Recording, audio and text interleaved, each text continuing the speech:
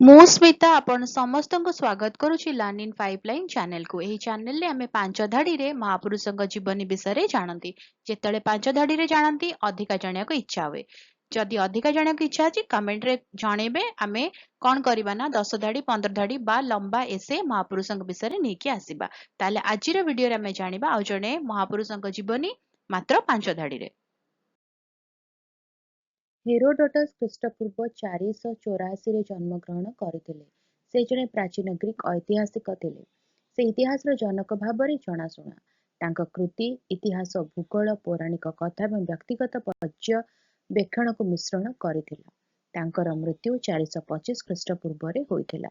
ଭିଡ଼ିଓଟି କେମିତି ଲାଗିଲା ମୋତେ କମେଣ୍ଟ କରିକି ଜଣେଇବେ। ଯଦି ଭଲ ଲାଗିଲା ଭିଡ଼ିଓକୁ ଟିକେ ଲାଇକ୍ କରିଦେବେ, ଭିଡ଼ିଓ କାରଣ ସହିତ ସେୟାର କରନ୍ତୁ, ଚ୍ୟାନେଲକୁ ସବସ୍କ୍ରାଇବ କରି ବେଲ୍ ଆଇକନ୍ ପ୍ରେସ୍ କରି ଅଲ୍ ନୋଟିଫିକେସନକୁ ଅନ୍ ରଖିଥାନ୍ତୁ। ଦେଖା ହବ ଆଗାମୀ ଭିଡ଼ିଓରେ। ନମସ୍କାର।